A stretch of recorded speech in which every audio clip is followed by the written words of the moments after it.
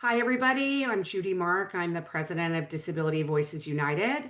I am one of the co-founders of DVU, and I'm also the parent of a self-determination program participant who's in his sixth year now. And I want to introduce Tina, if you want to introduce yourself, actually. Thank you, Judy. My name is Tina Ewing Wilson. What you cannot see is Buddy. Buddy is my service dog. I've been in the SDP for 23 years, and because I was in the pilot project, and I work with DBU as outreach specialist, and I am the Howard Bloom Fellow. Wonderful. All right, so before we get started, we have a few announcements. The first person who has an announcement is Gilda Huron, who's our Director of Outreach and Leadership Training. Go ahead, Gilda. Hello, everyone. I just wanted to share with everyone that we have an opportunity from Disability Voices United. We're accepting applications for our ambassador program, which brings together people with disabilities or self-advocates and family members served by regional centers. And our ambassadors attend meetings, they share community feedback, and work with Disability Voices United to push for equity and systemic change. We're currently accepting applications from people served by all 21 regional centers in California.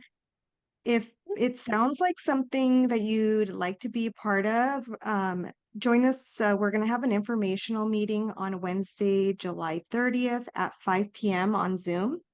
And we'll talk more about the role, how to apply, and answer any questions that you may have.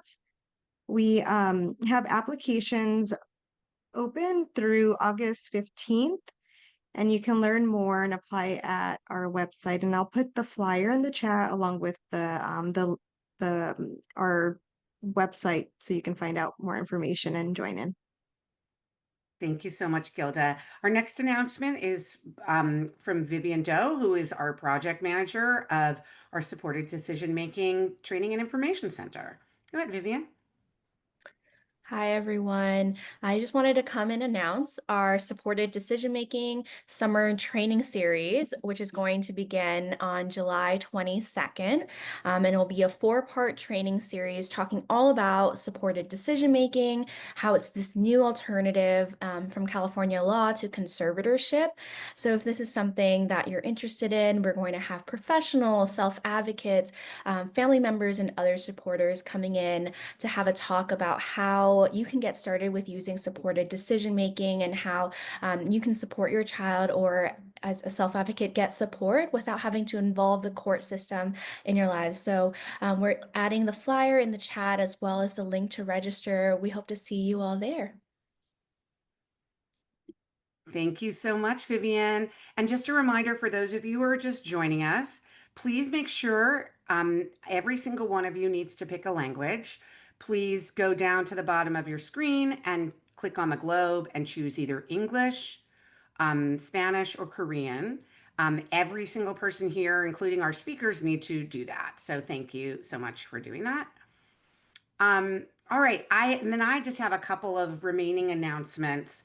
I wanted to let everybody know that we're having a conference. We're having actually two in-person self-determination and supported decision-making conferences. The first one takes place on September 11th in Oakland. So all you Northern California folks, we're coming there. And the registration is already open for that, and it will be put in the chat for you to register. The costs are very inexpensive. It's only $50 for self-advocates and family members to attend. And we're doing a similar conference in Los Angeles on November 18th, 19th, November 19th. I always get the date wrong. But that registration has not yet opened. We'll be announcing that registration in the coming days. And so that's the first announcement. The second announcement is that we're if you've been around DVU for a while, you know that we used to have SDP Connect every 2 weeks, and now we only have SDP Connect once a month. And then the other time of the month, We do a different training, and it's really for beginners in the SDP, but also for people who want a refresher course. We call it the Think Outside the Box series. And we've already had 2 sessions, and you can find them on our YouTube channel. We've already discussed transition supports to get into the SDP, and we discussed person-centered planning at last month. This month, actually in 2 weeks, we'll be discussing the individual budget and how to create your individual budget. And it will include recent changes that just went into effect 9 days ago on how the budgets will be working. So it'll be very updated, and we hope you can all join us. So I now am very happy to introduce our guest speakers. We are talking today about a very important topic. All of you should have had an IPP at some point in your life. That's either or supported someone who's had an IPP. That is why you're here at this meeting. But the way that IPPs, or individual program plans, are being conducted has changed dramatically this year.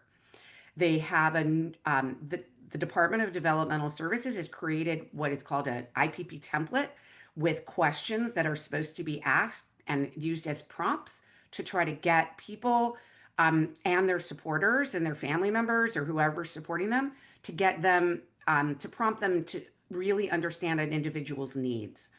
And with us today to discuss it are 2 folks from the state of California's Department of Developmental Services. First, we have Ernie Cruz. Ernie is the Deputy Director of DDS in their Community Services Division. And we also have Anna Keller.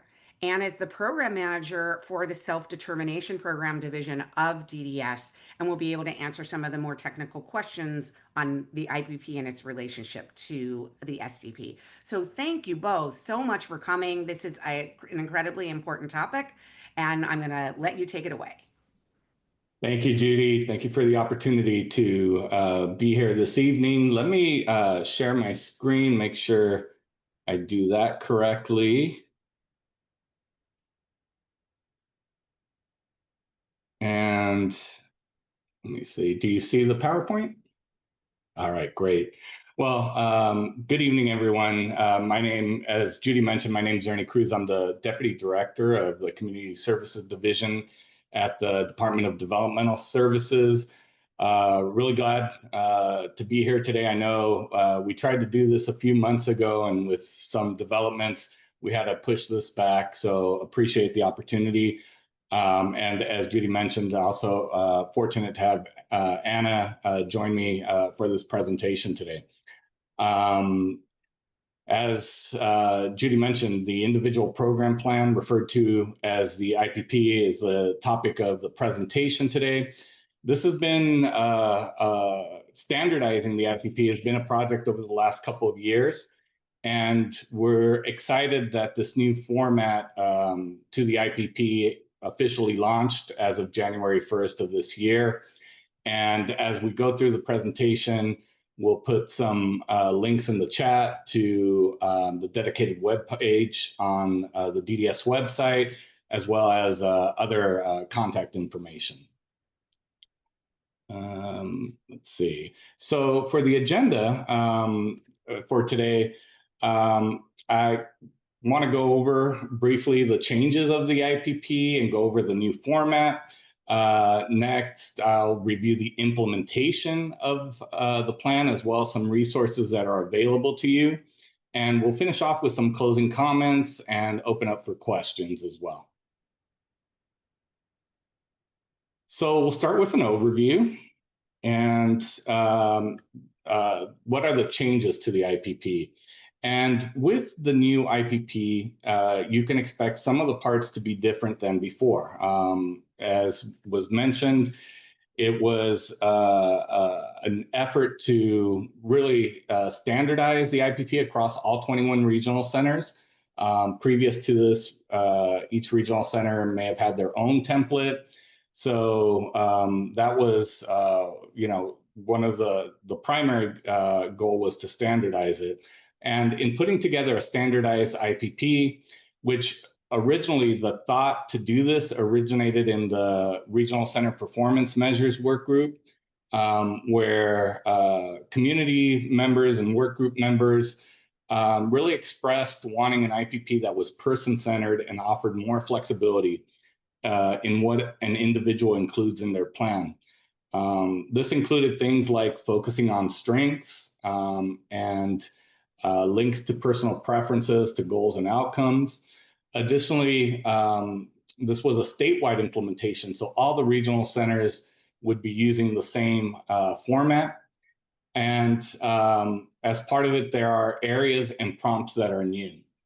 Over the years, there, as part of the person-centered piece of developing the standardized IPP, over the last 10 years or so, there have been investments made on increasing the knowledge base related to person-centered thinking and applying person-centered practices to supporting individuals served. This has now been applied to the development of the standardized IPP. Despite the changes, the principles and requirements of the IPP have not changed, such as that statute and the requirements of the IPP are still in place, the regional center's role in the IPP and the assessment of needs and services, and the documentation that is needed as part of putting together the IPP. Ernie, can I interrupt you? Would it be possible to get this in presentation mode so we can see it better? It's very small on the screen. Oh, I thought I had it on presentation mode. Let me see. No, it's in a box. In a box. Is that better, or? It's better. Let me see. There may be a way to like magnify it larger. If there's like a 0 to 100 or something like a scale where you could. Usually the presentation isn't in a PowerPoint box like that. It usually takes the screen, so I don't know. But it's better now. We can read it now. Thank you. Okay. Sorry. No, thank you. No problem. So, I was talking about the investments that have been made over the years with regards to person-centered thinking and applying person-centered practices. So that all went into developing the standardized IPP. And still the requirements in statute are the same, the role of the regional center, and the documentation that is needed for information sharing. What I wanted to, and thank you, Kaylee and Judy, I know there were some questions posed ahead of the meeting, and I thought this would be a good opportunity for one of them. Question was, what service coordinator should be doing to prepare for an IPP meeting, and how will I know this is an IPP meeting?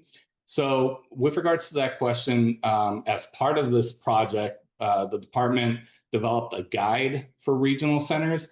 The guide recommends service coordinators reach out to the individuals and families ahead of the IPP meeting to start that communication, establish the communication with the individual, gather information, which includes collecting information about the individual's strengths and accomplishments, gather an inclusive team by discussing who the individual would like to include in the meeting, and providing some of the resources that we're going to discuss later, some of the guides to help the individual or family prepare for that meeting.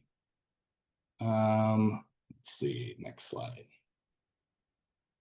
So I'm going to turn it over here to Anna. Hi, good afternoon. I'm going to go over person-centered planning. So what is person-centered planning? In this section, I'm going to go over a quick review of person-centered planning and how it applies to gathering and documenting information in the new IPP using these person-centered skills. The expectation is that both the process of developing the IPP and the contents of the IPP are driven using these person-centered tools and skills. What is person-centered planning? It is an approach that centers the individual to drive the decision-making process for things that impact their life. It's a framework of planning for services and supports that is dynamic and individualized and is used to help people plan for the future and achieve their personal goals. It emphasizes people's unique preferences, strengths, skills, and aspirations. There are 7 principles of person-centered planning. You can see here on the screen, it's individualized, respectful, it's a collaborative process, it is self-directed, has a whole person approach, it is flexible and evolving, and outcome-oriented. These principles are important and must be the foundation of how the IPP is developed. We did receive some questions regarding the IPP and self-determination program, and I'd like to address one of those questions. So, what is the relationship and differences between the person-centered plan I created for the self-determination program and the new individual program plan, IPP? The IPP is the document that outlines the goals and supports necessary to meet an individual's needs. An IPP is required to be completed for any individual age 3 and over found eligible for regional center services. A person-centered plan describes what the individual wants their life to be like in the future so they can work towards those goals. Both the IPP and the person-centered plan in the self-determination program are based on strengths, capabilities, preferences, lifestyle, and culture. We also got another question related to this, and that is, the person-centered plan usually includes only people I invite. Who is invited to this meeting and who decides who is coming to this meeting? So in this case, both federal regulations and state statutes speak to the individual and family choosing people to participate in the IPP. California statute speaks to a planning team that consists of the individual with developmental disabilities, 1 or more regional center representatives, including the designated regional center coordinator, any individual, and including a service provider invited by the person served. Next slide, please. Next, we're going to go over important 2 and important 4. So the IPP should be developed in a person-centered way. So that means understanding the important 2 and important 4 that you will find in the IPP. Important 2 are the things that in life fill your cup. Things that make you feel satisfied, happy, and included. It's those things that provide comfort and a sense of welcoming. In thinking about important 2, you may want to think about relationships, people you choose to be with, status and control, culture, and identity, as well as purpose and meaning. Important 4 is not always as fun.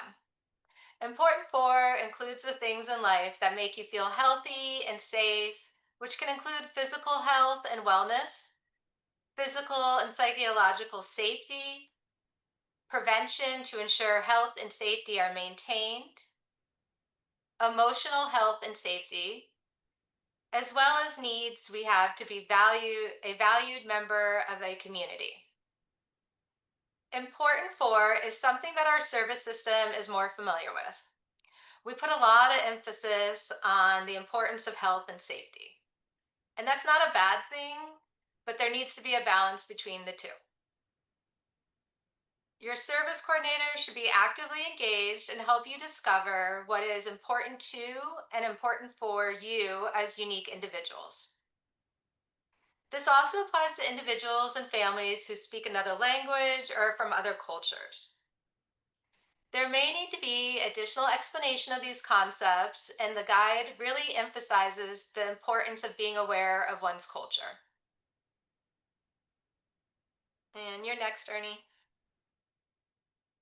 All right, thanks, Anna. Next, in this slide, we're gonna talk about first person versus third person.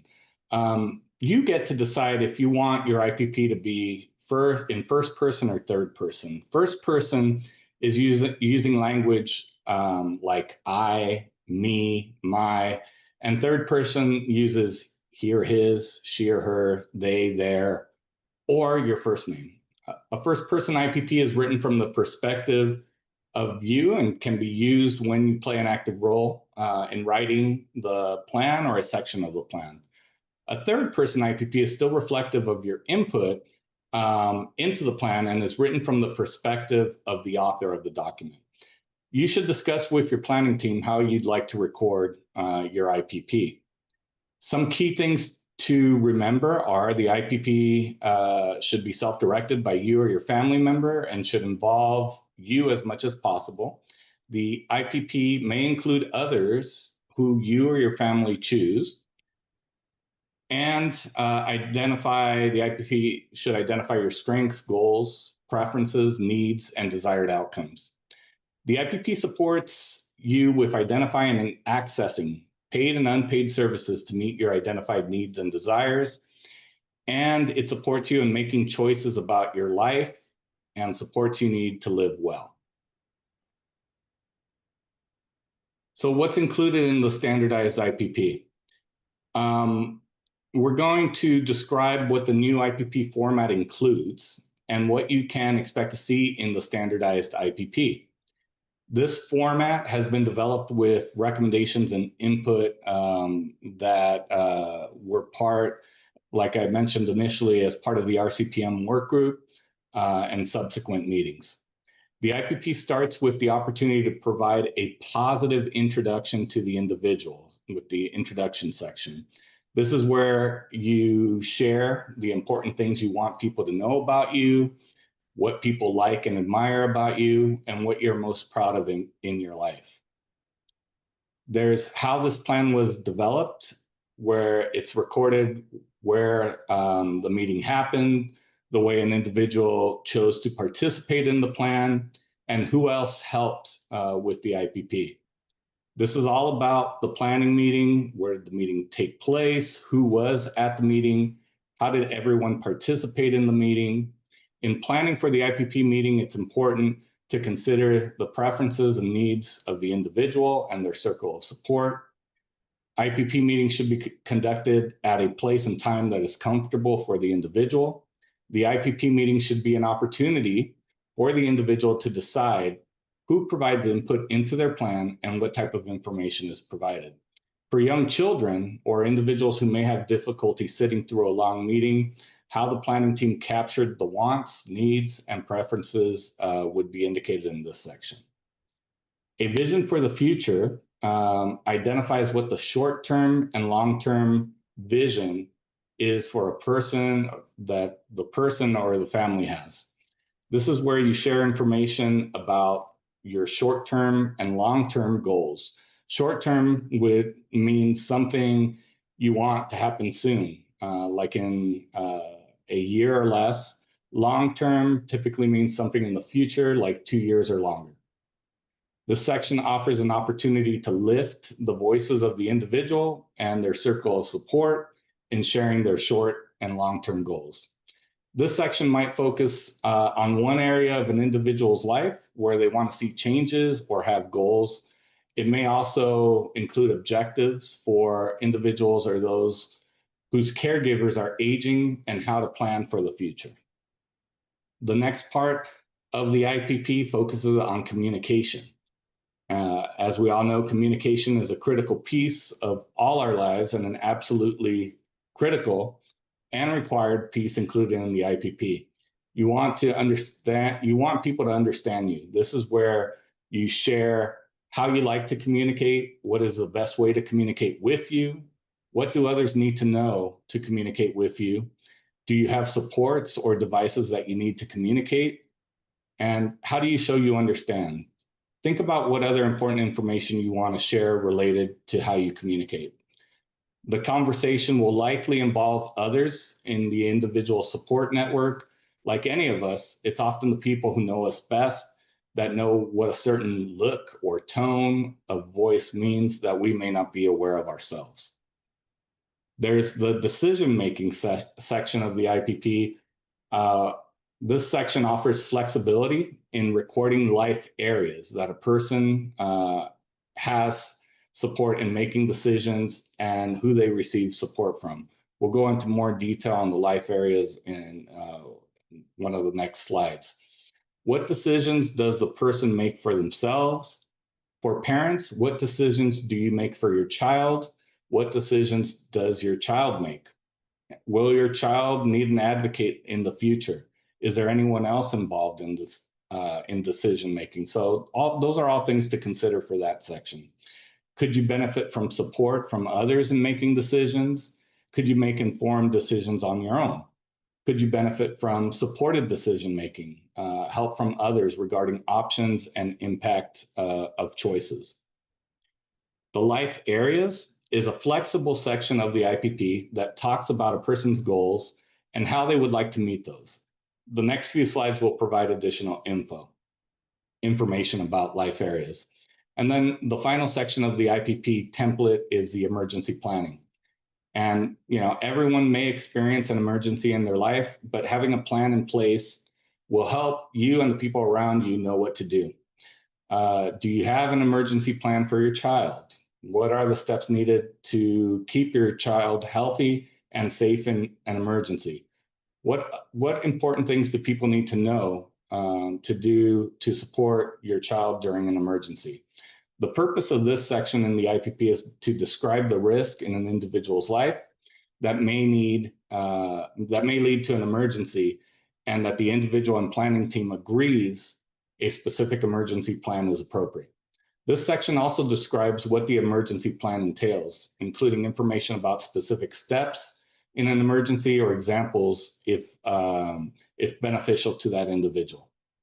This section includes 3 prompts to think about to get the discussion generated. What is the emergency preparedness plan for an individual? Who should be contacted in case of an emergency? And important things to know and do to support the person in an emergency. So these are the components of the IPP. It's thorough and it covers different aspects of the individual's life through the life areas and helps them create a plan that is person-centered. So let's get into the life areas. So the life area section of the IPP, life areas are a very important part of the new IPP, but what are they? Life areas are used as a way to talk about goals and supports needed to meet those goals. They are also used to address a desired outcome or goal for the most important parts of the individual's life. The format offers areas that can be flexible in reflecting the outcomes and services that an individual would like to highlight in their IPP. Life areas may be selected based off a person's preference, outcomes, services, and supports. Individuals will need to choose at least one life area to include in the IPP and should select life areas that support the outcomes desired and the services that a person is receiving. Funded services need to be tied to a life area. Lastly, each life area has 4 prompting questions. What is currently happening? What is important to the individual? What is important for the individual? And what needs to be done to meet the goals? One of the questions that we received is, why do you use desired outcomes instead of goals, and how are they different? Well, goals and desired outcomes are really interchangeable, very similar. Federal regulations refer to desired outcomes, and each life area will address your desired outcome or your goal for the parts of your life that are most important to you. Just real quick, here are the life area selections in the template. There are 12 life areas that individuals may choose to include in their IPP. You don't have to include all of them. There should be at least one life area, but just real quickly, some of the common ones: education, employment, healthcare, home life or housing, income and finances, supports at home. So with these 12 life areas, as you can see, there are different options and areas that an individual can focus on and create goals for. We often get the question that comes up is, why isn't there an other category? With the categories that were developed, they were developed to be broad enough to cover different goals and outcomes. The agreement and signature page. So there's, as part of the IPP template, we went over the areas, the sections of the IPP template. There's also an IPP agreement and signature page. And one of the last things that you'll do as part of the IPP is review and complete the agreement and signature page. This form is part of the IPP, but distinct from the person-centered part of the IPP and must be completed as part of the IPP meeting. Community members and advocates strongly expressed that they did not want to have information that is included in the agreement be included in the body of the IPP. But felt that the IPP should be all about the person and not include statutory requirements or service amounts that are authorized. So the reason for the main template, but having a separate IPP agreement and signature form, still all part of the IPP. The agreement and signature form, it's going to include a lot of administrative information. It's going to include a section on services and supports. This is where agreed upon services would be captured. There is a space for regional center funded services, as well as services funded by other generic agencies. Could be school, could be insurance. Some outcomes may have multiple services listed. An example of a desired outcome and a related service could be an individual who wants to stay healthy and active. The services and supports can be a combination of support from a regional center funded independent living service agency, but also there could be some generic resources tied to it as well, such as their medical plan. There's a section on the agreement and signature form called the agreement on services. This section is used to document if the individual or parent legal representative agrees with the services and supports. There are two options to choose from: agreement on all services or disagreement or denial on services. There's an additional request if right after the agreement on services, if a disagreement or denial on services is selected, then individuals and families have more options. They can either select to have another IPP meeting within 15 days to have further discussion on what the disagreement is, or they can request a notice of action in their preferred language and in a format that they choose, such as email, certified mail, or fax. There's also a section on exceptions to settings requirements, and this has to do with if there's a modification to any home and community-based services setting requirement that's necessary, it will be indicated here showing the team's agreement. The team will also write down which section of the IPP describes the modifications. There's also an acknowledgement section. This section of the IPP form verifies that the service coordinator has provided all required information to the individual and their family, if applicable, at the time of the IPP meeting. This includes getting a copy of all services and supports the individual received the previous year, often referred to as a financial statement. It's an annual statement that summarizes services received during the past fiscal year. Talking about the needs the individual has right now or in the future, the date of the next IPP meeting, how the individual would like to receive a copy of their IPP. And it also includes a discussion on topics that include self-direction, how to file a complaint, how to appeal a decision, how to get a job, a plan if something happens to the current caregiver. Some of these topics will be applicable to individuals who are under the age, will not be applicable to individuals who are under the age of 18. There's also an additional notes section. This is a space to capture any additional information related to follow-up activities or any other information that would be important to memorialize either at the request of the individual or family. And there's a signature sheet, a signature section.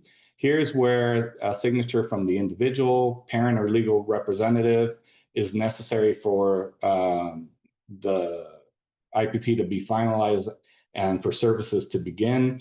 The individual or legal guardian will likely choose to sign after they receive the completed IPP, which that's fine. Signatures may be captured on paper or electronically. The final area of the agreement and signature sheet is an optional survey. Really want to bring that to everyone's attention. This is new. This is a new addition to the IPP. It was part of the IPP that was rolled out in January, but it also includes a survey. And this is a voluntary and anonymous survey that can be completed by the individual or family after the IPP meeting. There is a QR code that will that is on the document. There's also a phone number and email address where they can contact DDS for more information, or if they'd like to receive a paper version of the survey mailed to them. The answers go straight to DDS, and it provides DDS the opportunity to see if any RCs need additional assistance regarding the new standardized process. We can see trends, we can follow up on general trends that we're seeing with regards to survey responses. The questions that are part of the survey are 6 questions. Which regional center are you or your family with? Did your service coordinator listen to what is important to you, your family, and use information to help create a plan to meet your goals? Were you satisfied with the service providers the regional center had available for you to choose between? Did your regional center provide you or your family with information about self-direction, including the self-determination program, participant-directed services, as well as using traditional provider services? A drop-down option allowing the person to choose the phrase that best describes the information the regional center provided. And did your service coordinator treat you with respect during your IPP meeting? One of the questions that we received about SDP and the IPP was, what should we do if the service coordinator discouraged me from entering SDP during my IPP? Like was mentioned previously, as part of the IPP agreement and signature form, there are several acknowledgements that the service coordinator is required to review during the IPP, including the information about self-direction, self-determination, participant-directed services. If a service coordinator has discouraged you about entering into SDP, you should first contact the service coordinator's program manager. But you can also reach out to the Department of Developmental Services Office of the Self-Determination Program Ombudsperson for assistance. Another question we've received included, what should we do if the IPP that we received from our service coordinator is completely wrong, or I did not receive a copy of my IPP? Again, you could choose and would recommend first contacting the service coordinator, and if not satisfied with the response, the manager. If you're still not getting a response or not getting a satisfactory response, I would recommend reaching out to the department, the Office of Community Operations, and I'll put an email contact address for that as well. Next area I'd like to go through is implementation and resources. And I'm sorry, I'll pick up the pace. I know we're coming up on time, so we'll go through those. Lisa? Yeah, let's wait till questions to the very end, Ernie, okay? We'll Thanks. take questions at the end, everybody, and we're tracking the questions that you've put in the chat.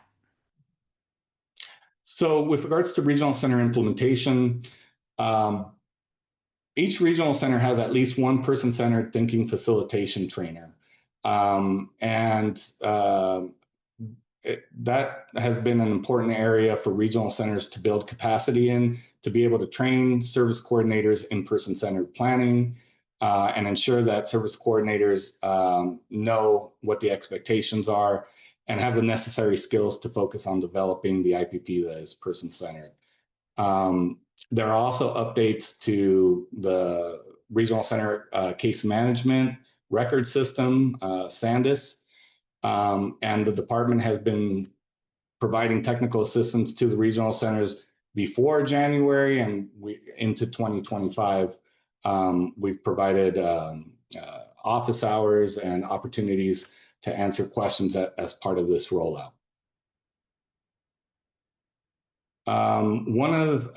For resources for the community, developing the template was one thing, but you also had to develop guides. These guides are interactive tools to think about goals, strengths, and successes. There's 3 guides: your plan, which is for self-advocates and adults; your child's plan for children ages 3 to 13 and their families; and your youth's plan for individuals 14 to 22 and their families. We currently have these guides in 10 languages, and really the purpose of the guides is to help individuals and families prepare for that IPP meeting. Even though individuals and families are not required to use them, we highly recommend taking a look at them, looking at the different worksheets. It helps generate questions for that IPP meeting, so that it's not just coming from the service coordinator, that they have some knowledge on things that they would like to discuss and bring up as well, related to preferences, strengths, and goals. Also, there are videos, we have several videos on the website as well, that speak to person-centered practices and the IPP. This is a summary of the resources we just reviewed on the last slides. These are available on the department's website. All these items here, the person-centered videos, public meetings, your plan, resources, you can see the sample template, and we also have a frequently asked questions that we continue to add to. Here, just a visual of what the guides look like. There are 3 separate guides. We started with one and we were like, no, we need to break these up into age groups. So that's what we did, with having one for adults, one for children, and one for transition age individuals.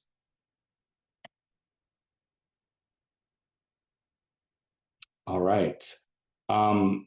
Judy, as part of the PowerPoint, we had also created some PowerPoints that had some of the questions we were initially given.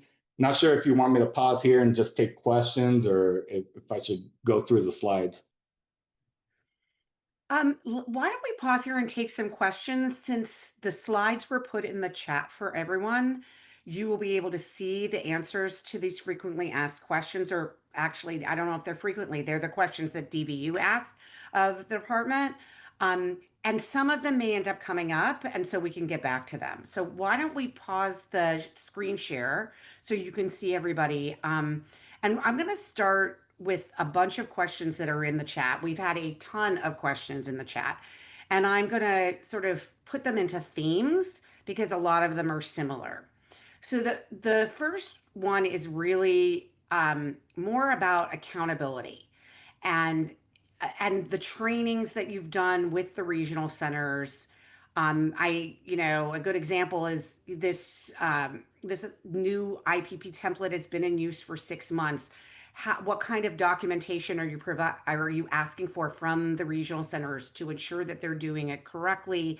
Other things like, what if my IPP didn't actually go this way?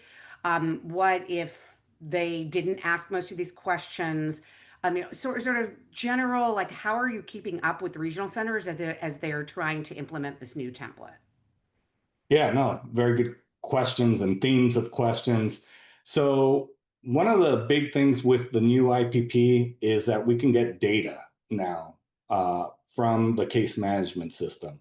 So to start, we've been tracking how many IPPs have been created in under the new format. We can pull that data from the regional centers, and so we we have that data, and then we also look at the survey data and see, all right, are there things that we need to follow up on with the regional centers with regards to what we're seeing in the surveys or the numbers that we're seeing coming back as far as the number of completed IPPs.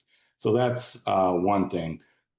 With regards to accountability, if we've received calls about, well, we had the IPP meeting, but they didn't use the format.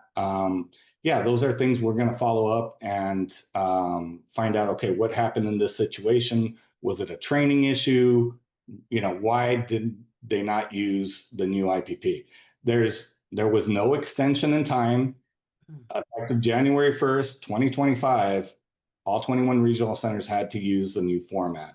So, those, and as we continue to get more data, that'll further lean into our follow-up activities and questions that we pose to the regional centers. We also have an HCBS and monitoring team that goes to the regional centers and does periodic reviews. I think they're biannual reviews. And as part of that, they look at IPPs. So obviously having our monitoring staff trained on the new version, how it's supposed to be implemented, was important as well. And that's another set of eyes with regards to the implementation. Okay, that's really helpful. So speaking of the way it's being implemented, I wanted to throw this to Tina. So Tina had her IPP way at the beginning of the year, in the early days when they were trying to implement it. I know my son had his IPP in January as well. They did not go the way intended, but we wanted to sort of troubleshoot with you, like, what should folks do out there? So I'm going to throw it to Tina to ask some questions that you have from your IPP. Yeah.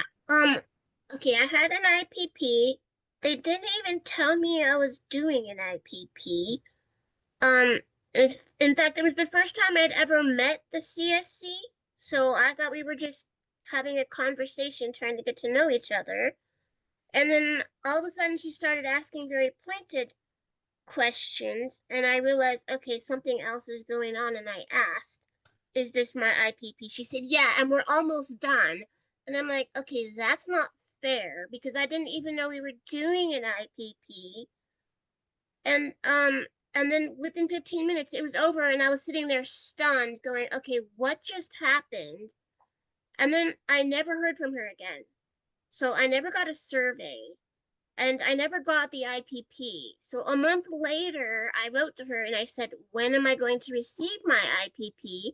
I haven't got to see it to, say if I agree with it or not. And she says, oh, it's okay. It's already been turned in. It can't be changed now. And I said, that's not fair. You can't do my IPP, not let me see it, and then put it into permanency. So I said, okay, I need to see it. And when I saw it, it was horrible. It talked about I am a definite she. It talked about my parents' responsibilities. My father's dead, and my mother's in a nursing home.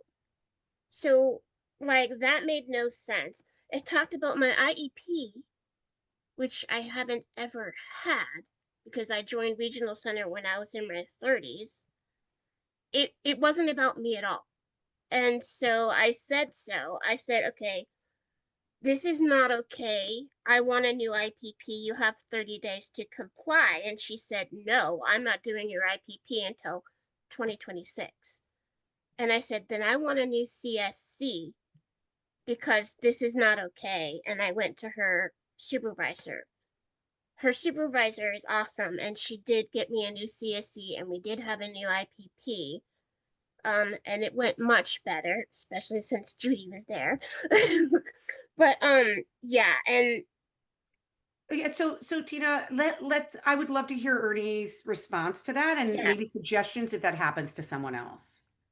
Yeah, no, thank you for that. And, obviously that's not the experience we want you to have. And I'm glad to hear you exercise some of your rights there. With one, you do have the right to request for another service coordinator. But the other thing, you also have a right to request another IPP meeting. So the response you got was not accurate. And you did the right thing in following up with the program manager. I think, anytime you're rolling out something as significant as the change with the IPP, people have done IPPs a certain way, and now we're telling them, no, you have to do it this way, especially early on. We did, get feedback about, hey, they didn't use the right format, or even they approached the meeting like very like section by section. This is the introduction, and that's not person-centered planning. Person-centered planning is having a discussion, getting to know you, getting to, you don't have to follow section by section. And as part of the guide that we developed for the regional centers, we even included at the end of the guide, as part of one of the exhibits, how that discussion can go, that you could still get the information you need, but you don't have to go in this rigid approach, which isn't person-centered planning. Yeah, I think you approached it correctly. If you hadn't gotten the support you needed or that you requested, I would advise you, to reach out to the department, to, Office of Client Rights Advocacy, and we'd be more than glad to help you follow up on that issue. where does this survey come from? Because I've yet to receive a survey. Yeah, what I'm going to do is I'm going to put in the chat. I was trying to scan the QR code so I can give you the link to it, and I'll get it at some point. But I'm putting in the chat the agreement and signature form. And if you scroll all the way to the end, you'll see the QR code that takes you to the IPP survey. I don't know how to use QR codes. Okay, I well, have to have a link, so that could be why I never saw it. yeah, and that's not a problem. There's also our dedicated email address is identified there, where you could email us and say, hey, I can't do QR code. Can you send me a link, or can you send me something in the mail? And we'll send you something in the mail. Thank you. So thank you so much, Ernie. So I know we have a ton of questions and a bunch of hands raised, but I wanted to now relate this presentation more specifically to the self-determination program. And we know that there was some recent trailer bill language in the state budget that is now requiring every part of a participant's spending plan to relate every part of the spending plan to a desired outcome that was listed in the IPP. And so I would love, Ernie, or maybe Anna, for you to sort of walk folks through. There's also a lot of independent facilitators here.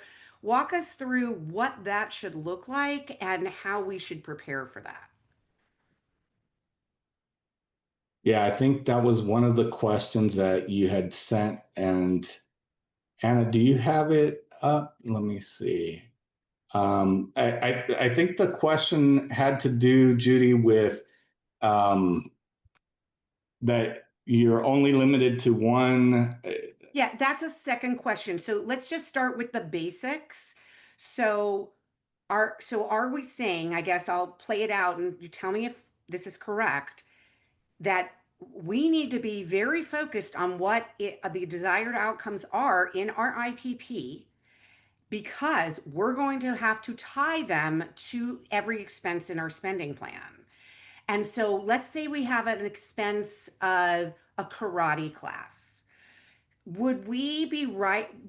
How would we explain which desired outcome that that meets? Because that part of the law has it's already gone into effect on July 1st. So Anna, like, how do we start making that a reality at the IPPs and through our spending plans? Yeah, so one of the thoughts I have is that you don't need a single outcome for every single expense. However, if social rec is your outcome, and then underneath that you would have said karate, art, other hobbies or activities, making sure that you have an outcome that's broad enough to capture those different items. Right. So social rec would never be an outcome in itself. The outcome might be wanting to make more friends, Correct. or it Being might out in the be, community more frequently, something inclusive, making friends, but something that would fit the umbrella of what those activities are including. and have you told any of the regional centers that you can only have one expense for each outcome? So, for example, let's say your outcome is you want to be more physically active. Have you, are you allowed to have three different physical activities in your spending plan that all meet that same desired outcome? There's no limit, right? There's not a limit, and then at this point, the department hasn't reviewed the new trailer bill language with regional centers. Okay. All right. That's really helpful. Okay. Tina, I'm going to have you call on our first person with their hand up. I just want to add one thing real quick. Is that okay? Yeah, good. It's a problem because regional centers are telling us that we can only have one thing in the spending plan for each outcome. And they're saying you told them that. So Okay. please correct that. I'll Please put our correct. email address also in the chat. It'd be really helpful to know which regional centers, if you wouldn't mind sharing via email. That way we can provide ongoing technical assistance and support, so that we can make sure that we're helping, correct this problem. I've heard it at Okay, a number of regional centers. yeah, it hasn't happened to me personally, but I've heard stories from a number of people on Facebook. So Lisa, thank you for your patience. Go ahead and unmute. Lisa Walker.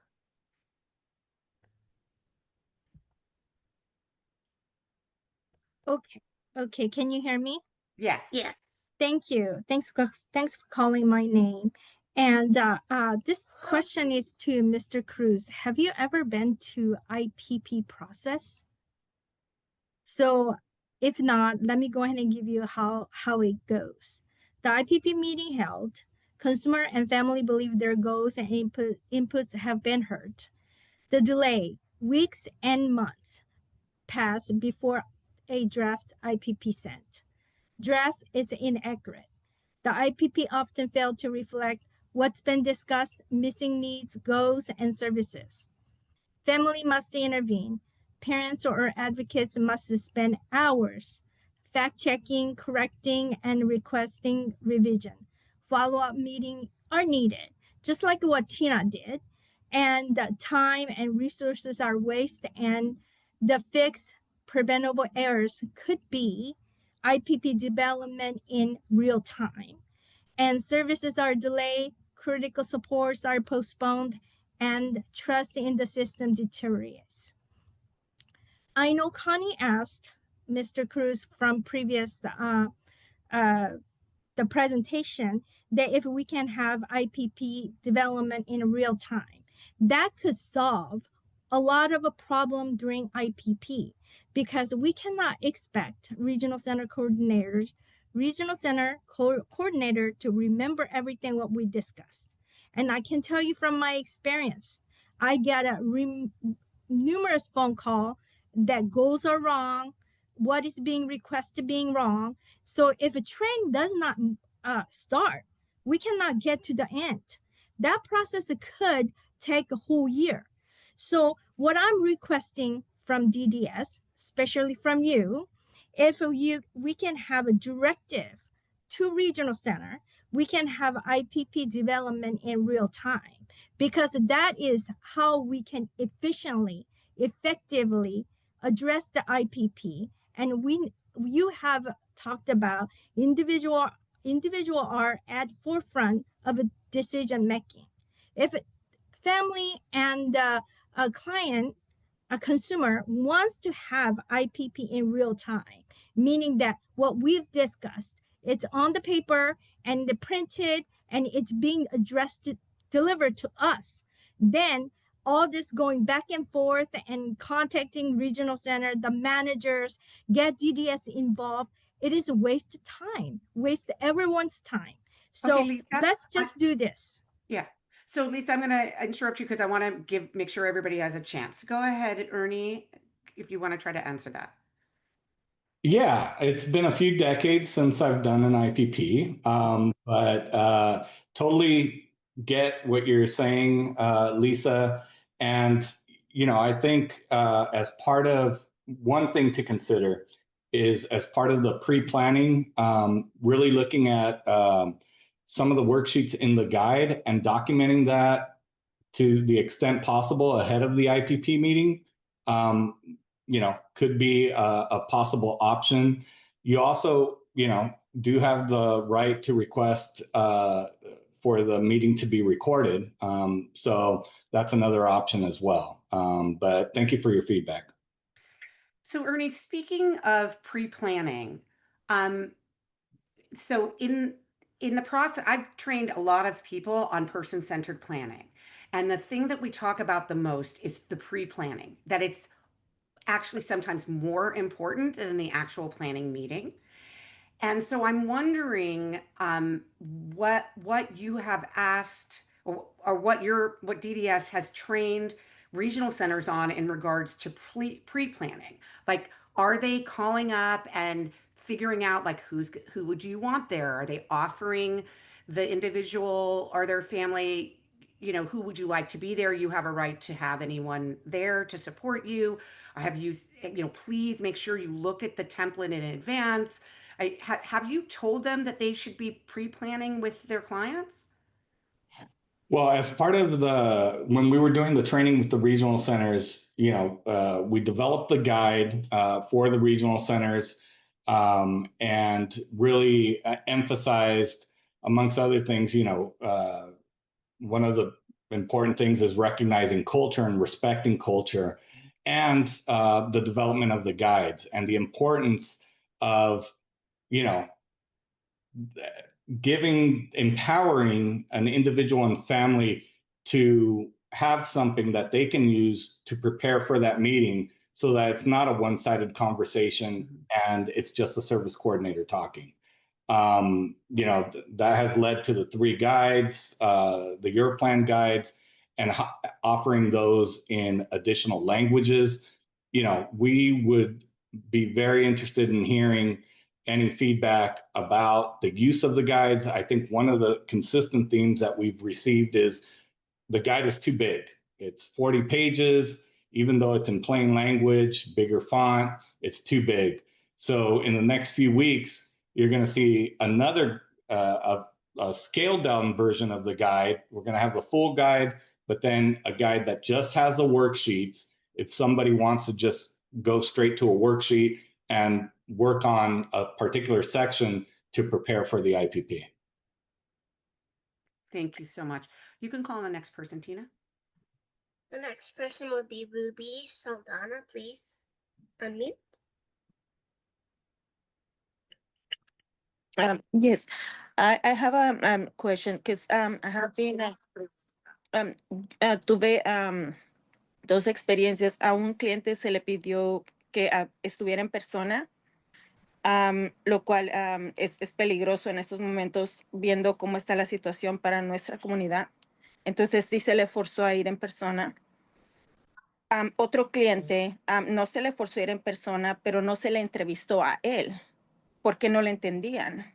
Entonces, ¿por qué es la diferencia entre uno que puede hablar y se le forza a ir en persona y lo entrevistan a él, pero el otro que no puede hablar, no le piden ir en persona, pero tampoco lo entrevistan a él, no quieren saber en realidad de él, es solamente a la mamá. Entonces es conveniencia de los centros regionales para llenar el papeleo, no es en realidad que quieren ver al cliente. Esa es una. Segunda, eso no aplicaría en este momento para nosotros como hispanos, porque viendo la realidad como está, no hay ninguna cosa positiva que nosotros podamos decir ahorita porque muchas familias están literalmente escondiendo. Los clientes están literalmente escondiendo.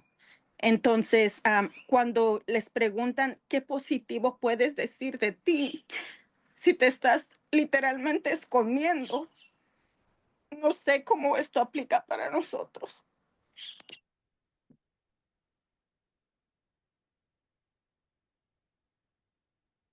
Yeah, no, Ruby, I know, totally understand what you're saying, and you know the environment that we're living in right now, and you know the individual that was required to be in person for a meeting, you know, if it was an IPP meeting, there we put out a directive to the regional centers which allows IPP meetings and IFSP meetings to be held remotely. So I would encourage, if you know that individual or family, to reach out to a higher level at the regional center or reach out to the department to talk about that incident, because especially in this environment, we're trying to put as many flexibilities in place.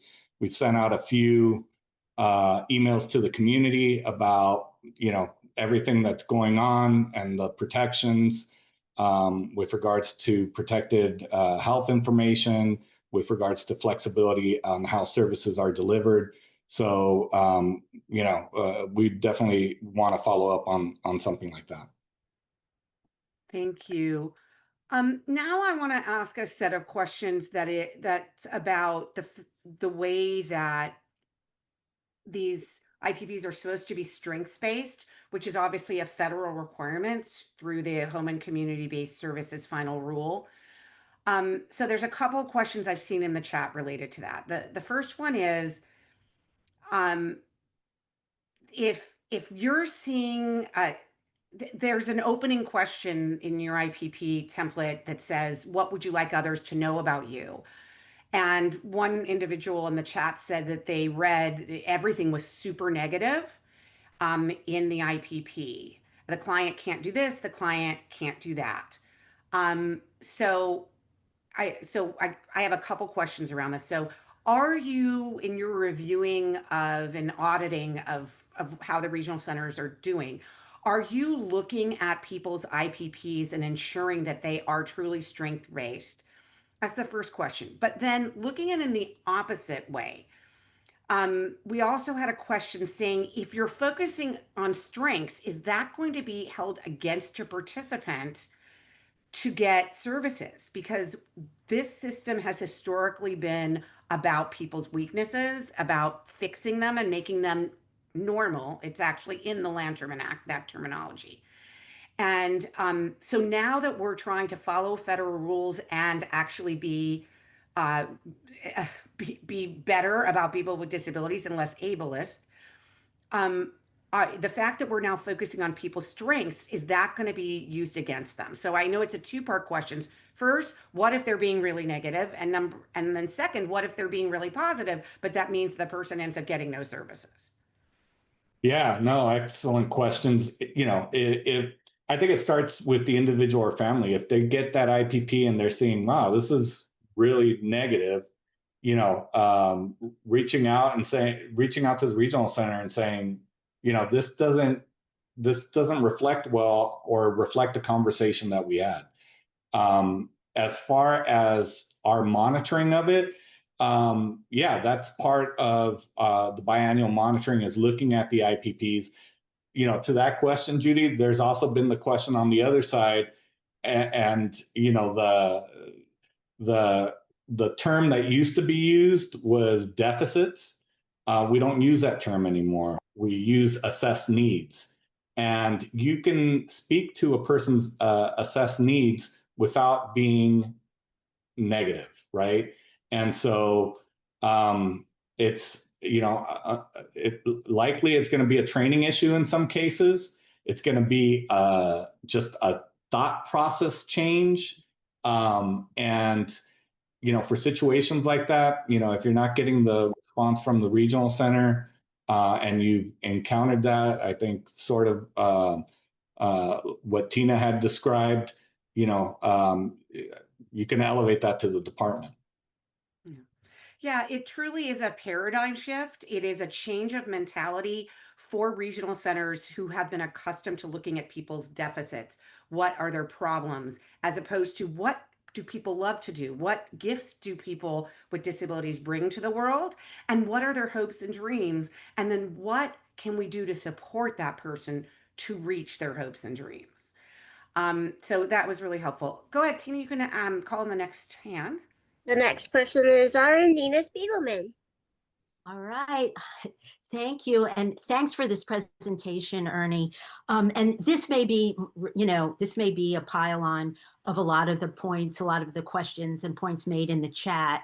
And some of it you've touched on, but I just want, like, bottom line, I have never gotten a straight answer to this question. And this was even in pre-template days, but it's even more important now that there's this very, sort of, I don't even know what to call everything that's not in the official sort of agreement and signature page, but all of that stuff that's filled out, is that the report? Yeah, I've heard to refer to as a lot of different things, but what legally comprises the IPP? Is it that filled out template plus the agreement and signature page? The two of those, that's the entirety of the IPP? I've never gotten a straight answer to that. So that's what I'd love clarification on. Yeah, no, great question, Nina. We consider both the template and the agreement and signature page to be part of the IPP. So that is the complete IPP. Okay, that is really good to know, because you can see the tension in not getting the filled out template part when you're asked to sign the signature page.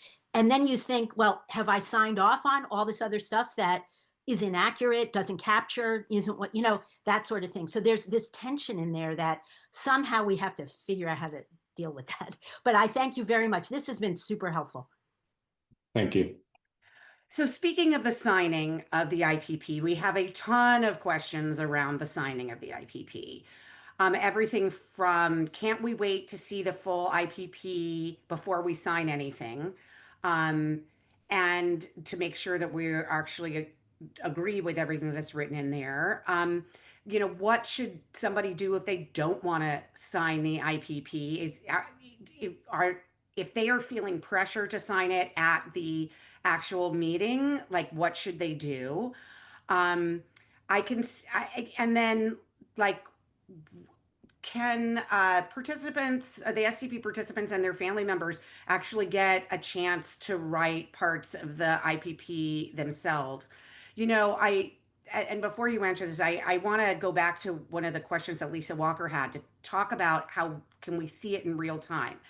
And at least my son went to Los Angeles Unified School District, and I don't know if it's the way around the country like this, but in LA Unified, you are seeing your IEP in real time. And they actually project it on a screen, like through a projector, and you are actually seeing what they're writing. And you can make changes on the spot. And I felt that was a really great way to do it. And so I think that this tension around signing the IPP on the spot will be lessened if we're actually seeing it happening on the spot. So maybe you could answer some of that, Ernie.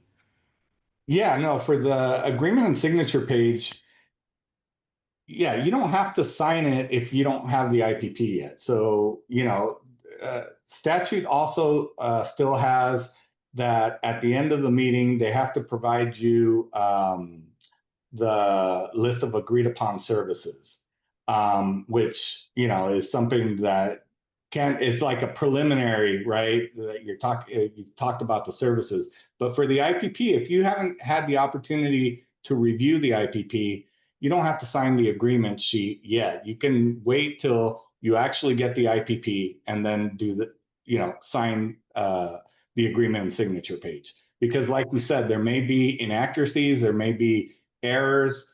With regards to things that you would like included or certain language, we'd really encourage the use of the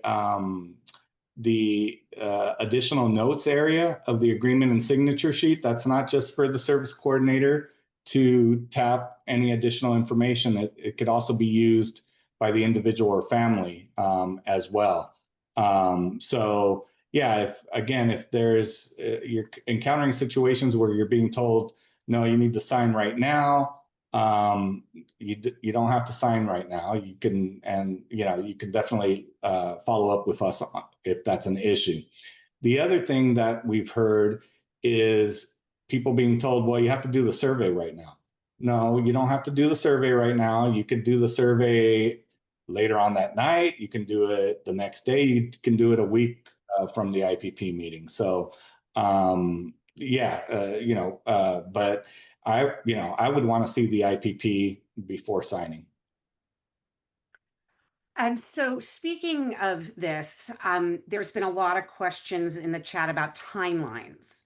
So we know that if you ask for an IPP, you must have it within 30 days. Is there a timeline by which a regional center service coordinator must get us the written IPP? Do they have a certain amount of days to get it to us? Statute speaks to if there's a request for the IPP to be translated, there are timelines, 45 days for threshold languages, 60 days for non-threshold languages. And I believe upon eligibility for Lanterman services, it's 60 days. So, there isn't, and Anna, if you know this better than I do, I don't think there's a definitive timeline from the time of the IPP. It should be reasonable. I think with the existing timeframes that are already outlined, that kind of gives some guidance there. Yeah, so I have not received a copy of my son's IPP in over 7 years. I would definitely say that was not reasonable. That means I haven't signed his IPP in over 7 years. So I believe that you need to establish timelines. People should not have to wait months or years to get a copy of their IPP. I don't actually ask for it because I use it in my advocacy so I can say it at meetings like this that I haven't received a copy in 7 years. But I should have this copy. I should be able to see what they're saying. And the last time I saw a copy of it, it was written the same language for the past previous 5 years, even though he had left school. So I think there's a lot of issues around that.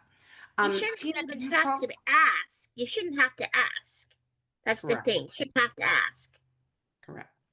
Okay, call on the next person, please, Tina. I think the next person's Irene Lozano. Hello, yes, you pronounced that right, perfectly.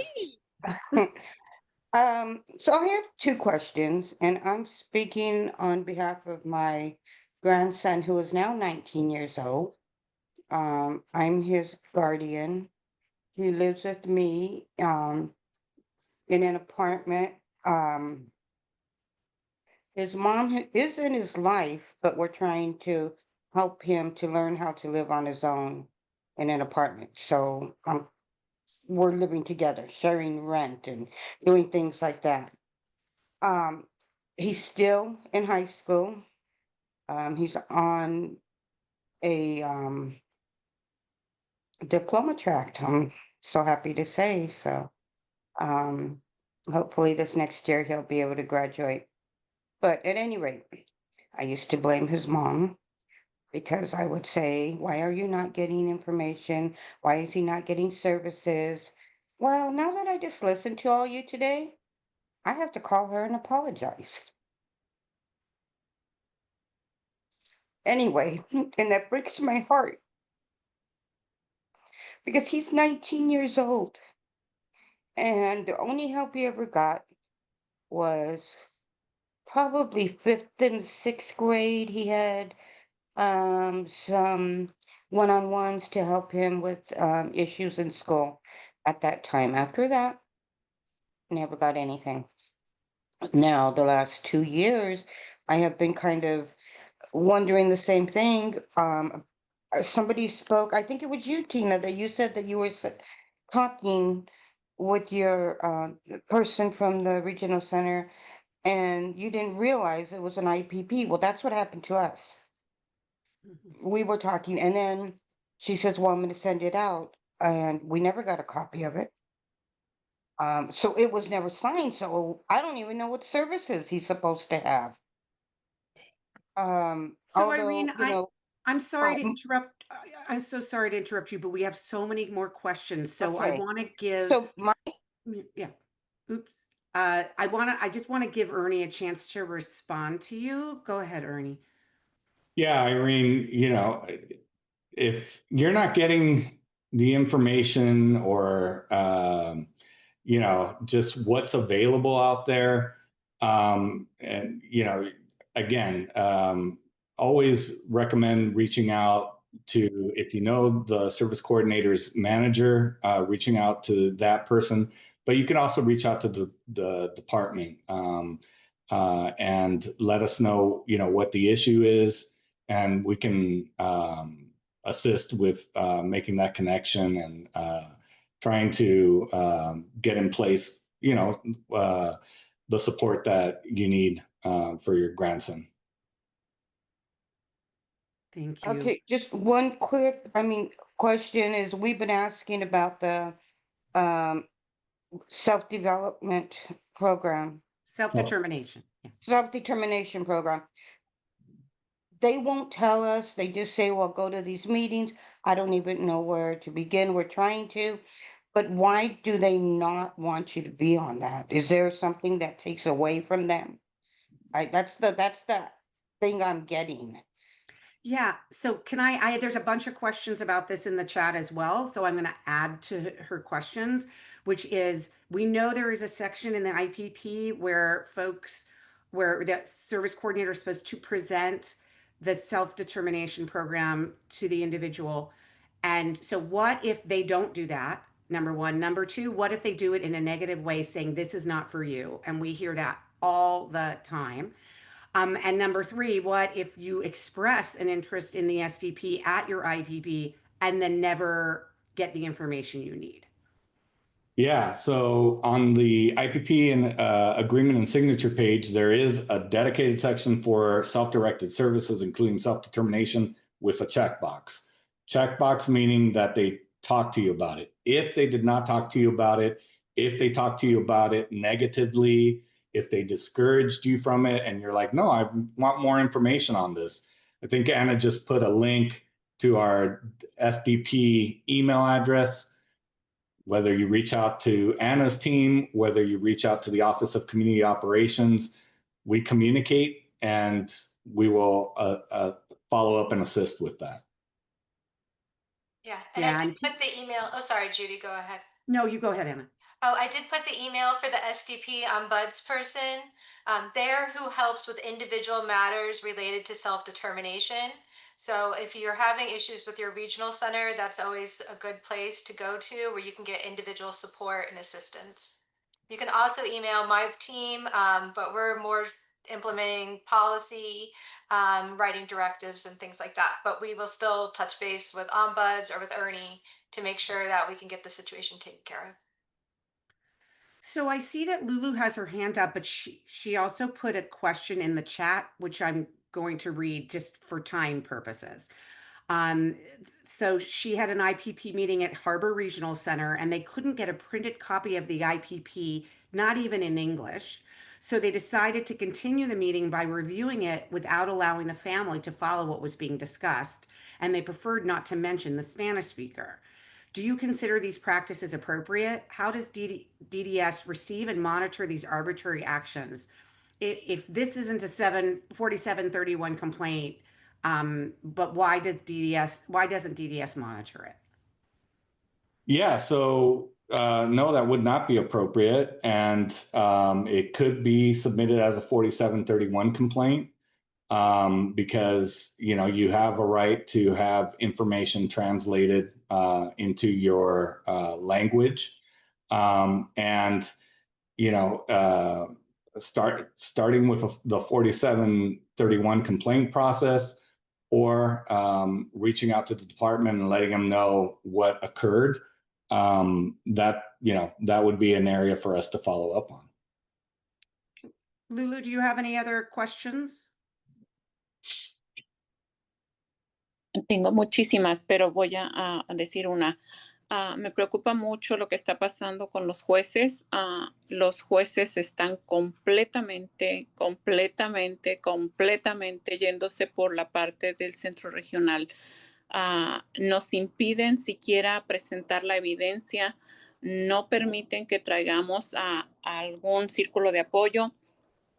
Nos exigen, y vuelvo a decir, nos exigen que sea el padre el que habla, no permiten que nadie más lo haga y eso pone en mucha desventaja. Y otra cosa que está pasando es, nos exigen que nosotros presentemos la evidencia en inglés y no entiendo bien qué está sobre la ley sobre eso, pero mi preocupación es todas las familias hispanas no tenemos un presupuesto ni dentro de lo que es el centro regional, ni en nuestro bolsillo para pagar un traductor.